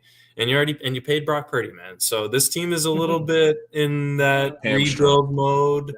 Yeah. I don't think they make a head coaching change just because of all the circumstances leading all the way back to Brandon Ayuk. And, ironically, the Niners and the Commanders, yes, they had major injury issues in the same, but they both had their star wide receivers cause issues at the beginning of the season, man. And whether it matters or not, it just shows that the Niners coaching staff is way better than the Commanders had because of what they were able to do. Yeah. But it shows you, man, that you got to have continuity pretty much from the entire team from start to finish in order to be a championship level team. And then you throw in injuries. It's just unfortunate, man. But Seattle, yeah, I just think, and I said this, I think when we were on the whole Daniel Jones, maybe week 6, 7 Colts, we were talking about, are they legit? I forgot about that. And I remember saying, it feels so long ago now, doesn't it? But I remember saying, I was like, the only defense that genuinely scares me for at that time, that offensive line and JT and what he was doing was, I said, the Seattle Seahawks, and they've continued to hold that level of play by dudes that outside of Leonard Williams, really the only guy I've really heard about before. Maybe I'm blanking on someone else on just the D line itself. Oh yeah, this D-line. Has been an unbelievably coached team. You said it earlier, Sean. McDonald's kind of a guy that maybe you consider, like, it used to be like the Lovie Smith, that was the Lovie Smith route for the Bears, right? Maybe Seattle's finally got their guy in a Legion of Boom. They love their defense up there too with the atmosphere. Yeah, I completely doubted them last week. I thought it'd be a lot closer of a game. I was completely wrong. That was a belt to ass whooping right there, man. But yeah, I just think Stafford, I think they're either going to really bounce back because of that Bears game and how poorly they played on offense, or it's just going to be another very tough sledding game. I think it'll really depend on the weather too. Really will. So I'll take Seattle though. I love that defense. Yeah, for me personally, I think Seattle overall is probably the better team, which is crazy to say because I think this Rams team is extremely talented. I think they got more talent, yeah. Yeah, because if you look at their regular season matchups, right, they won one shootout against the Rams, 38-37 in the regular season. In the other game, it was 21-19 where Rams won more of a defensive battle. But if you're looking at the game where they won, Matt Stafford threw for 3 touchdowns, 0 interceptions, had an 89 QBR, and they were able to win with Sam Darnold throwing 2 tutties and 2 interceptions. Like, clearly Matt Stafford, and they were still able to overcome Sam Darnold getting severely outplayed. And if you're looking at the other matchup where they only lost by 2 points, Sam Darnold had 0 touchdowns and 4 interceptions, and they only lost the game by 2. And Stafford on the other side had 2 touchdowns and 0 picks. So they got to give the ball to KW3. Exactly. That's my. If I'm the coach right now, where I think one significant loss is Zach Charbonnet being out right now, because now my game plan is I do not want Darnold to be any decider of the fate of this football team. Where I want the defense on the field, and I want my running backs running the football, because Kenneth Walker has really, really risen up in the last couple of weeks of the regular season and dominated this true 3-down back where, okay, this guy's getting massive carry and he's producing a lot right now. And with the Charbonnet injury, where even more weight is on Kenneth Walker's shoulders right now, where this guy's going to have 20, 25, maybe 30 carries. Because I do not want Sam Darnold throwing too many passes in high leverage moments, because he's just a turnover machine. Even in the regular season in lower leverage games, this guy's throwing 14 interceptions in the regular season, while in the playoffs right now, I want to limit his opportunities to turn the ball over, because that's the only thing I think could slow down the Seattle team, where putting defense in situations where throwing a pick six, fumbling, just something, putting the defense in a bad situation. Because if you're able to punt the ball to the other side and let that defense line up, they're as good as any defense right now in the NFL right now to stop the team from scoring right now. But I think overall Seattle is the better team, which is crazy to think, because there's such a huge QB advantage for the LA Rams. But LA Rams been squeaking these games by like a Chicago Bears and a Panthers, where I don't think these are great teams right now. So those are 50-50 games in those situations right now. So for me personally, Seattle's the better team. But if Darnold blows up, would we be surprised by Darnold having a multiple pick game? Will that be surprising? Absolutely not. So if Darnold is oh, what are you doing? Darnold throws another pick. I'm I don't think anybody would be surprised, because he's the kryptonite of this roster. But good luck coaching staff. He could be a Super Bowl winning quarterback. Think about that. I still can't believe that's the scary part with all of this. It's trending that way. Yeah, it's trending that way. If you go up a lot, you can run the football and dominate the possession and just keep the other team off the field and just keep the offense on the and at home. But if it's a close game, you're going to have Darnold trying to convert these couple of fourth downs. I'll be nervous. But I'm leaning Seahawks. But the Darnold factor makes me real scared ever putting some money on the Seahawks right now. He's a scary quarterback to bet on right now, because I've not been impressed by Darnold all year. I've not been. No. The only credit I'll give Darnold is going back to the mental aspect of what he's been through in his career with like the Carolina stint, the Jet stint, and he just persevered, got with the right coach, and now he's playing well. Like I'm not this Darnold truther. I'm more of I think Darnold can. The farthest I can go with is I think he can play well enough if the team is good, obviously, that he can get you to the playoffs. I'm not yet until, of course, I see it, like him actually being, oh, now I got to change that too. He's possibly a quarterback that can get you to a Super Bowl. So, because again, there is a world where Sam Darnold, Jarrett Stidham, Drake May, which is deserved, and who am I forgetting? Stafford. Who would be the fourth one? Stafford, which that's already happened. But those first two guys I said is like, what? Like, but that's the NFL. Like, I think this speaks more to the team thing. Like, it's not always about the best players, about the team getting you to the Super Bowl. And that team is that GM is nice. Like, we always give the Eagles credit, which is well deserved, but they're and I'm biased because I mean they're starting, I think, all-pro linebacker played at South Carolina, and then their starting safety played at South Carolina. So like I follow the Seahawks a little bit, but like they got dudes like Josh Jobe. They got a lot of just like gadgety guys. Like I said, people, I don't know anybody really on the D line, but they just got dudes everywhere. That is part of like the reason why a lot of people who were like upset about Carroll getting fired didn't really understand that Carroll was trying to take like full control of the Seahawks. And it's just like, obviously he shouldn't have done that because look what he did with the Raiders and look what the Seahawks are now. That GM knows what he's doing. So we'll see. But like I said, I think we all kind of with the Patriots. Would not be shocked though if Denver won, because I think the defense could just play. Like I think that's a tough road test for Drake May. Going on the road, having to play in that environment, it could get weird. It could be a weird score game, and Jarrett Stidham has like, I can see a Jarrett Stidham line of like 200 yards, 1 touchdown, 2 interceptions, and he wins the game because he throws a clutch touchdown or something. Because the defense might or something play out of there. Yeah, something crazy happens. That defense. So, but the safe money, if you had to think about it, it's the Patriots. But would not be shocked either way. But again, real quick, we'll just talk about the Bills. Obviously, their head coach got fired. I think a lot of people can agree it got kind of stale. And as much as I was saying I love the defensive coaches and their mentality, I do not think this team was mentally tough, especially on the defensive side of the ball. And I think McDermott, I mean, he'd been there for how many years? Like a good while. So almost a decade. You can't have a guy like Josh, regardless of how Josh Allen played, and he said it was his fault. You can't have a guy like that and you keep losing in, like I said, I know he lost in the championship game last year, but you can't keep losing and not get to the Super Bowl. So they got to get a guy in there who can get Josh Allen and his teammates over the hump. So people, who are some guys you're looking at who could possibly do that for Josh Allen? I'm sure there's some guys that, you got like that quarterback coaches on some teams that I'm just not going to think of, but a few things that came to mind. I mean, they could go internal, right? They could go Joe Brady and just promote him internally. And he's been great. And do you want to know who's been the biggest beneficiary of Joe Brady? Hasn't been Josh Allen. It's been James Cook, man. James Cook has really been the biggest beneficiary of Joe Brady. And I think, to your point, Sean, getting them over the hump, weapons or not, whether they add a receiver in the draft or via free agency or even a trade, who knows? Joe Brady has not built this passing scheme to where it needs to be. They're a rushing team through and through. It's why the Ravens never got far either, because they didn't have a passing game. You have to be able to make throws like Bo Nix made, like Matthew Stafford made, even like what Caleb Williams was making on some throws. You have to be able to make that in order to win playoff games.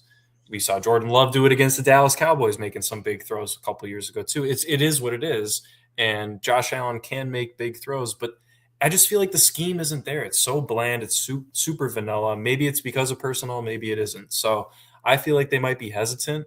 He's also getting head coaching nods from other teams as well. I think the Ravens requested, Cardinals, etc. So he might leave. He might leave because he might think I can get paid more by leaving rather than they might shortball me in an organization that I've grown up in, for lack of a better term. So I'm kind of looking at two other dudes. One guy is Josh Allen's best friend and the guy that really mentored him in the league, Mr. Unemployed himself, Brian Daboll. Could be very interesting. Obviously, he was not a successful head coach outside that one Cinderella season in New York, but he did not have Josh Allen, right? So we saw Daniel Jones. The reason Obviously, you mentioned Stephon Diggs earlier, Sean, but Brian Daboll was the guy he was the quarterback's coach for Josh Allen. He's the guy that got him right mentally, and I think maybe they give him a shot. But the other guy that I really like, and being from a city that has enjoyed hiring a lot of defensive-minded head coaches in Chicago, I would not hate them giving Brian Flores a call. Because, yes, I know Brian Flores was a bad head coach in Miami. Look at that defense in Minnesota these last 2 years, man. They have been one of the best in the league. They're 9-8 because of what? J.J. McCarthy this year? Absolutely not. It was purely because of that defense keeping them in games. What, Jordan Mason running for, 450 yards and a touchdown? Congratulations. This was the defense keeping them in games. Justin Jefferson was even ass this year, man. Yeah, I'm about to say Justin Jefferson. Let's be honest. T.J. Hawkinson, man, he was going 7th round in fantasy drafts. He finished, tight end 17 probably? I mean, come on. So, look, maybe he got pushed out of Miami under weird circumstances, but Buffalo loves a defensive head coach. And if you're talking about a guy that maybe comes in with a different mentality on the defensive side, sure, they probably need a few pieces. But if they want to stick with that, and maybe if they can keep Joe Brady as an OC, or another guy still hasn't been hired, a pretty damn good offensive coordinator, Mike McDaniel with Josh Allen could be very interesting. That's what I like. So if you hire a Brian Flores and you nail with Mike McDaniel as well, that's a pretty damn good combination, man. And whether you want to flip them, maybe a DC, you give it to Brian Flores. I think if he was offered DC, he'd probably just stay in Minnesota for continuity purposes. But he's losing. I got Harrison. some breaking news, man. Mike McDaniel's expected to join the Chargers as OC. Expected. Wow. Interesting. Okay, never mind. I retract my statement. So they got to find another offensive coordinator. That was the guy I was thinking of. Because if I'm thinking offense and offensive creativity, that was the first guy I thought that came to my mind, because I was like, he is a very, very creative offensive mind where he made Tua look awesome for a couple of years. Like, that was a prolific offense under McDaniel's leadership and his creativity. But if he's off the board, I'm just saying, there's a lot of coaches that are getting new jobs. Like Harbaugh's already locked up with the Giants right now. So he's off. Stefanski with Atlanta. So a lot of these potential, they're disappearing. Like, you got to look for a guy that's. The thing is, like, when you retread these old coaches where he failed there, maybe you have success here. Mike McCarthy. Exactly. Oh, God. Exactly. Like, for me personally, I just don't like recycling coaches that failed there. Maybe in this situation, you'll be success. Maybe they got to find a guy who give a completely new opportunity, like Sean Hire with Dallas. Like, he was kind of decent. Like, I never heard of him. So, like, maybe you got to find a diamond in the rough, because recycling all these coaches, I'm just like, like, just because he he failed before, like, why is he going to succeed here? Maybe on a new organization he'll have more success. Because I'm thinking they're in a really tough situation right now, because the Bills had good coaching for a couple of years. Like, even though they couldn't get it done, it was a great pairing with Josh Allen. Like, they did a lot of good things right now. So for me personally, I'm like, who are you gonna find right now? Because all these good coaches, like Stefanski, that guy won good coach of you a couple. He's not on the table. Harbaugh, who won a Super Bowl, he's not on the table. Like, all these guys are getting new jobs right now, where I feel like if they knew that the Buffalo Bills position was open, maybe they would have waited those ways. Because, like, getting the opportunity to coach an MVP, that is a rare opportunity. And I'm not sure if those coaches made those decisions, but wow, this vacancy right now, I think is extremely, extremely hard to fill right now, because oh man, like it might not be greener. It might not be green finding a new coach. So for me personally, right now, I'm like, Bills. Without McDaniel? Exactly. I'm like, good luck, Bills, right now, because my goodness. That is like, it is a tough market right now. Like, it is like McDermott did, like, he did produce. Like, they constantly made the playoffs, but he just couldn't get it done. And obviously that's why they decided, like, this is the only guy we can switch right now, because we're not getting rid of Josh Allen. That's not the reason. We're going to get rid of our coach, and hopefully that makes a change. But you're looking at the highest winning percentage, too. Highest winning percentage in 100 games coached. Highest in the league. Yeah, he wins games. It's a brutal sport, man. He makes the playoff consistently. Yeah. Like, he obviously matured with Josh Allen together. But I'm like, what are the options that are better than McDermott? I don't know. I honestly don't know with this market right now. That makes me think they might just go Brady internally. Yeah. Unless they just go completely out of left field. As you mentioned, I wasn't too blown away with some of his play calling. Like, No. like there's some plays. I don't think. Why they keep running? They keep getting stuff with the run right now. Like, they need to make a big play. Maybe give Josh multiple opportunities for some deep shots to this guy. Like, they keep running. First down, nothing. Second down, nothing. Josh Allen only gets one attempt to throw a football down the field. Like, I don't know. So, but they might be pushing to a corner. So, yes, it's tough with this market. Yeah, like objectively, it's tough with this market. Like that's been, and this is a college issue too. Like, it's too much, and I don't know too much about NBA and college basketball because that's especially in college basketball. I feel like the coaches just stay there. If you get to the tournament, if you're a program that's not a basketball power and you get to the tournament every 3 years, you just get to be a coach there for like 20, 30 years. I just don't fire college basketball coaches.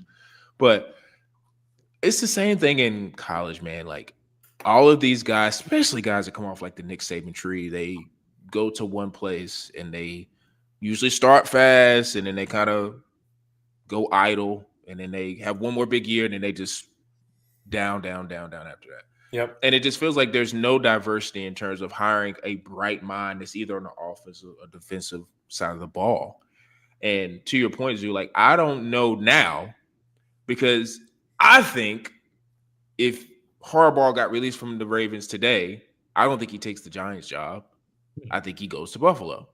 So the fact that, and of course nobody will say that publicly, but I truly believe that if you're just having common sense, like, oh yeah, I think I would probably want to go coach Josh Allen. Then, I know they have young stars, but I'm still not sold on Jackson Dart. And the Giants, to me, as an operation, they're not the cleanest. Like, I think Eli Manning did a lot of saving face with them.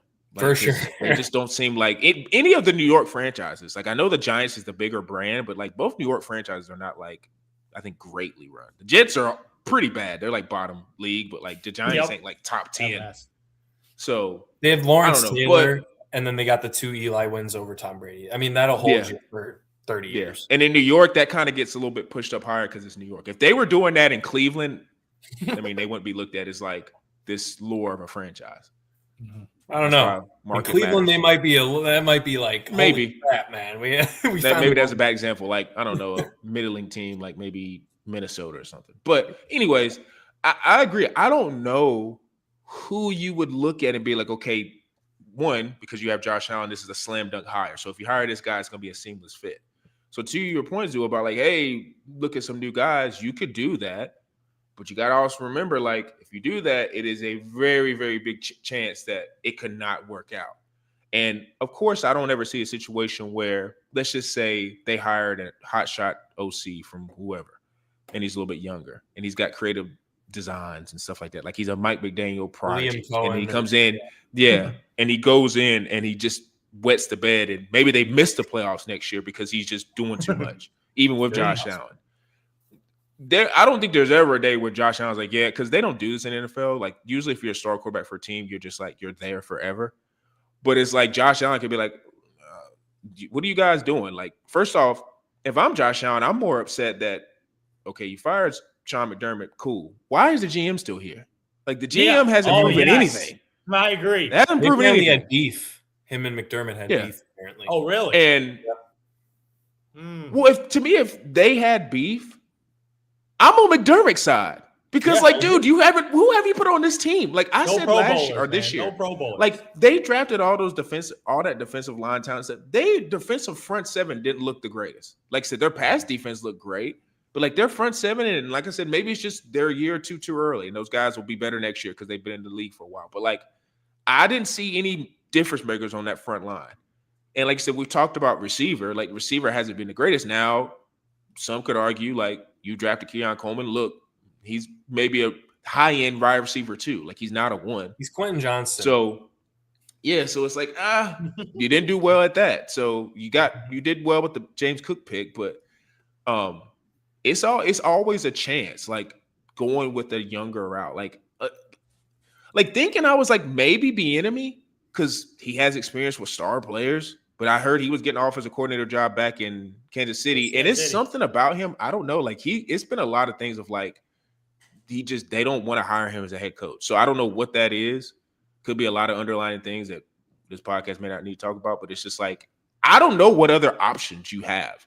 And with Josh Allen, you kind of need to, this has to be the right head coach because it has to be a slam dunk. People hire. age fast. Like Josh Allen maybe has five more, Yeah. especially like when we're talking about how his play style is. Like, of course, he'll still be good into his later 30s, but like him making the crazy plays, like he's maybe got 3 to 4 more years. Same thing with Mar. These guys maybe got 3 to 4 more years of like high leverage running around. Oh my God, did he just make that type of play in his arsenal? So this head coach has to be right. Matt, and I don't know where you go. I don't know where you go. Outside of I was like McDaniel was the guy I was picking. I'd pick him. Did you hear me, Sean? Matt Nagy. Oh, Jesus. I hate to say it, but it actually might be considered. Oh, Jesus. Who is he with now? His contract was up with the Chiefs, and supposedly he had already kind of been interviewing, and then they just brought in Bieniemy, so he's a free agent right now. Oh, Jesus. Listen. You know what? This is gonna sound crazy. He does not deserve a Josh Allen opportunity. No, I'm sorry. Yeah, I'm about to say. I would rather. It's Trubisky. He's got the connection with Trubisky there. I would rather have like, and this is gonna sound crazy, but if the Eagles got rid of their head coach, I'd rather have him. Sirianni? Yeah, of course. Over Nagy. I don't think him and Josh Allen will get along, but yeah. But I think I actually don't think I think that'd be the perfect match because Josh is not like a over like dominate like screaming in your face. Like I think Sirianni it'd be like I think because Josh Allen's personality it's kind of like Josh Allen. Weirdly enough, him and Hurts kind of are like Hurts seem a little bit more manufactured and like button up, but like they're not like crazy rah going. Josh gets amped when he makes a play, but like he's not screaming going insane like Sirianni and Baker Mayfield would be an awful matchup. Yes, like that type of guy would be awful. But like I think Josh would be able to. I think he could get along with a lot of guys. But McDaniel was the guy I was wanting for because I think that McDaniel, even with that talent, would have them doing some creative stuff because he's just a bright mind.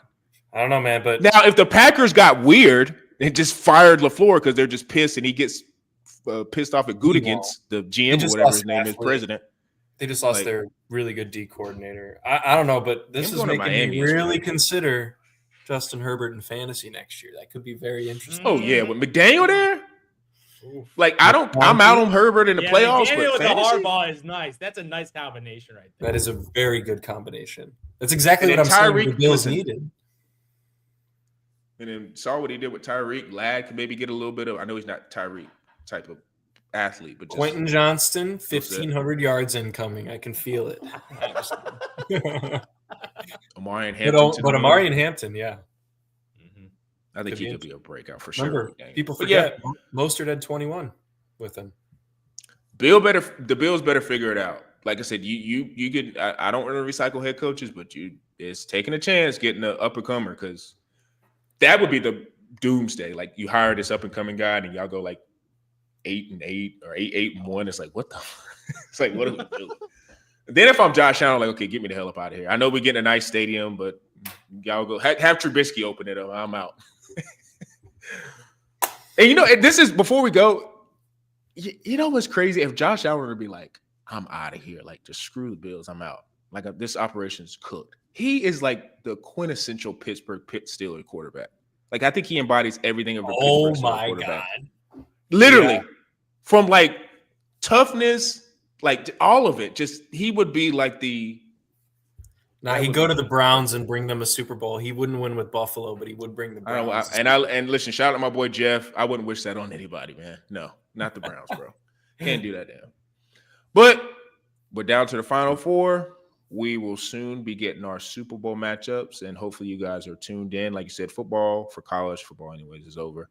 Man, like I said, NFL is winding up very soon, which is insane to think about. But obviously, we're still going to be talking about a lot of football with the NFL side. So make sure you guys tune in Tyson Talks _ for the Instagram, Tyson Talks podcast. Quantrill knows for YouTube, Tyson Talks _ Facebook. Like I said, if have any type of like thumbs ups or comments, make sure to put that so we can be in the algorithms, putting up daily content. Football mainly right now. Basketball will be around the corner. Also listen to us on Spotify, Apple as well. For me, Zoo, and P. Bush, we are out. If I can find it. There we go.